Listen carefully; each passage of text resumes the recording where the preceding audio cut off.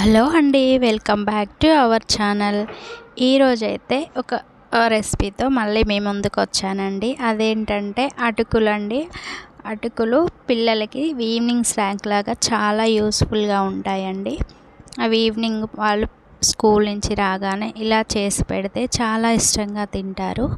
మీరు కూడా ఇంట్లో ఇలా ట్రై చేసి పిల్లలకి పెట్టండి. ఓకేనా? అవి ఎలా తయారు చేసుకోవాలో వీడియోలోకి వెళ్ళి చూద్దాం.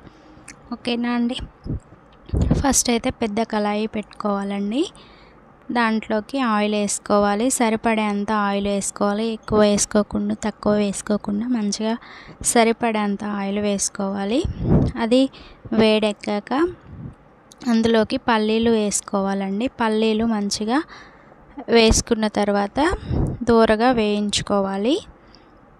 అవి వేగాక అందులోకి మనము పుట్నాల పప్పు కూడా యాడ్ చేసుకోవాలండి.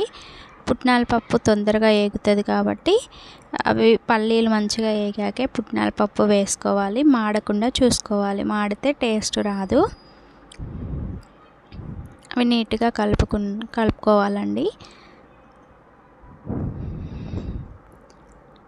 అవి మంచిగా వేగాక వాటిలో కొంచెం పసుపు కూడా యాడ్ చేసుకోవాలి.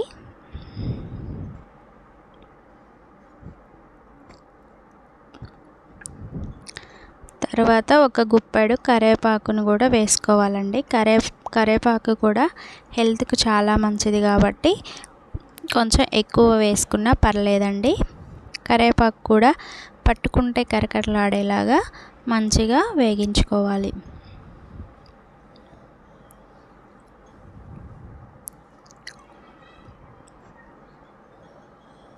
తర్వాత రుచికి సరిపడా కారము, ఉప్పు వేయాలండి.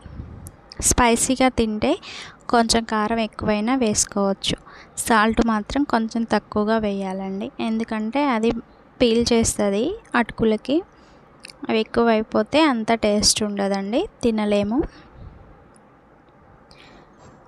లాస్ట్లో అయితే అటుకుల్ని యాడ్ చేసుకోవాలండి. అటుకులను వేసి మంచిగా ఆ నూనె, కారము అన్నీ పట్టేలాగా మంచిగా కలుపుకోవాలి. మనం ఇక్కడ పల్చటి అటుకులు తీసుకుంటే చాలా బాగా వస్తుందండి. పాల అటుకులు అయితే గట్టిగా ఉంటాయి.